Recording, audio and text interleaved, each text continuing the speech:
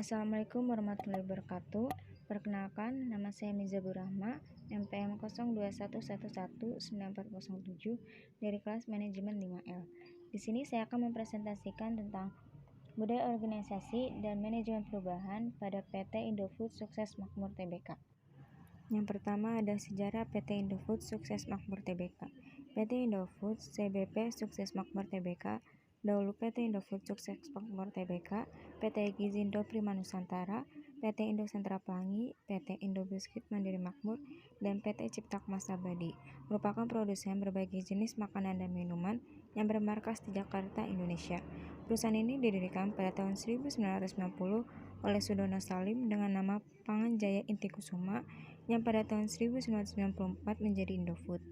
Perusahaan ini mengekspor bahan makanannya hingga Australia, Asia, dan Eropa.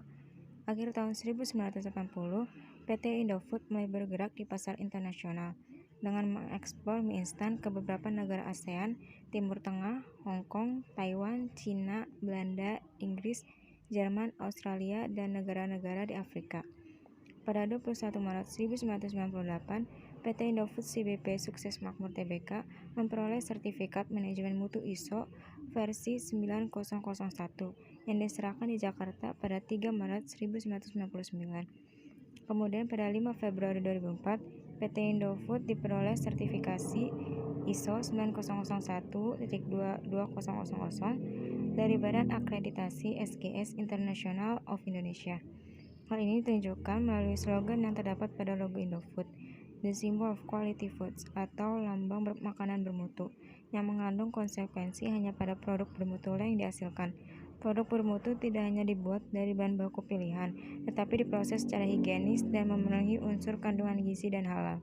Selanjutnya ada visi, misi, dan nilai PT Indofood Sukses Makmur Tbk. Visinya yaitu perusahaan Total Food Solution. Misinya yang pertama yaitu memberikan solusi atas kebutuhan pangan secara berkelanjutan.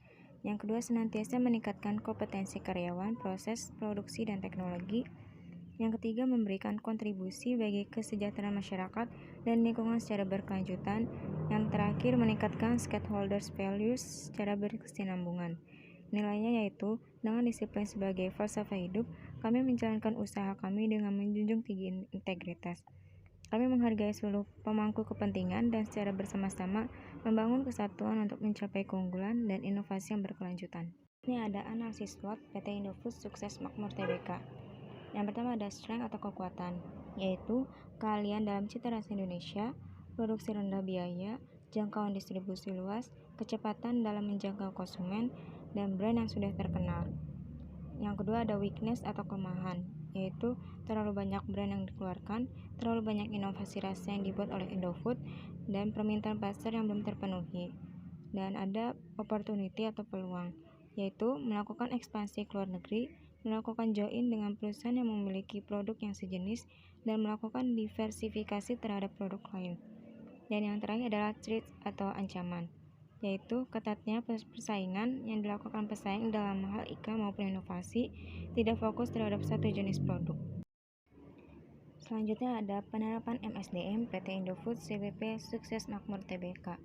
Sepanjang tahun 2012, PT Indofood telah melakukan berbagai aspek pengelolaan SDM, mulai dari yang bersifat perbaikan kinerja operasional SD, database karyawan, implementasi sistem aplikasi pengelolaan SDM dengan SAP, dan administrasi SDM hingga pengelolaan SDM yang lebih strategis, seperti perencanaan suksesi, penerapan standarisasi, manajemen kinerja, peninjauan dan perubahan organisasi, serta upaya pengembangan SDM. Pengembangan SDM dilakukan berdasarkan kebutuhan kompetensi di setiap tingkat jabatan, mulai dari tingkat jabatan operatif yang cenderung lebih bersifat teknis, seperti pengoperasian mesin dan peralatan kerja, sertifikasi keahlian teknis, serta sertifikasi standar mutu. Sebagai perusahaan yang dinamis dan berupaya mengembangkan berbagai inovasi dalam perusahaan, PT Indofood melakukan berbagai hal berikut untuk mengembangkan SDM. Yang pertama, fokus pada pengembangan kompetensi teknis. Yang kedua, pada level yang lebih tinggi, karyawan dibekali dengan kemampuan manajerial dan kepemimpinan. Yang ketiga, tersedia fasilitas pelatihan untuk mendukung proses pembelajaran. Yang keempat, membekali karyawan dengan modul pelatihan yang disesuaikan dengan kebutuhan. Yang kelima, Training dilaksanakan oleh trainer internal atau konsultan kompeten dengan tujuan memperluas pengetahuan, dan yang terakhir terus memperbarui teknis pelatihan. Selanjutnya ada manajemen perubahan PT Indofood CBP Sukses Makmur Tbk. Pada hakikatnya, manajemen perubahan merupakan upaya atau usaha untuk melakukan pendekatan yang dilakukan secara sistematis dan terorganisir untuk membantu sebuah perusahaan mencapai dan merealisasikan perusahaan yang lebih efisien dan efektif untuk memperkecil akibat dari perusahaan tersebut. Dalam perubahan yang dilakukan PT Indofood terjadi untuk memperluas perusahaan mereka lebih besar dan menjadi pelopor pangan terbesar di Indonesia.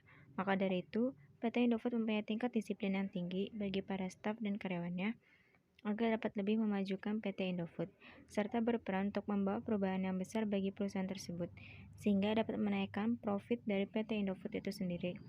Pasti dalam sebuah perusahaan terdapat kendala yang terjadi, seperti penurunan angka kepuasan, penurunan keuntungan perusahaan, dan banyak lagi yang lainnya, sehingga perubahan sangat diperlukan untuk mendorong perusahaan agar tetap bonafit di mata pesaing lainnya. Selanjutnya ada analisis VUCA PT Indofood. Yang pertama ada volatility, yaitu faktor-faktor internal dan eksternal yang dihadapi PT Indofood menyebabkan terjadinya perubahan pada struktur perusahaan, sehingga peran manajer dan perusahaan sangatlah dibutuhkan kehidupan perusahaan, serta memanage perubahan yang terjadi, sehingga perusahaan dapat berkembang menjadi perusahaan yang efektif dan efisien.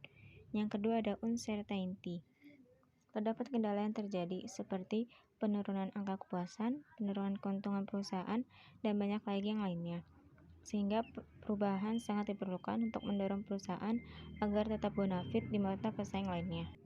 Yang ketiga ada complexity, yaitu informasi dikumpulkan oleh manajer perubahan dan mengenali topik dari masalah dan memperhatikannya secara seksama.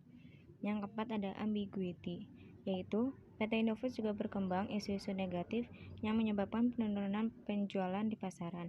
Masalah ini juga diperburuk dengan lahirnya produk mie instan terbaru yang menawarkan berbagai keunggulan di dalam menjalankan bisnisnya.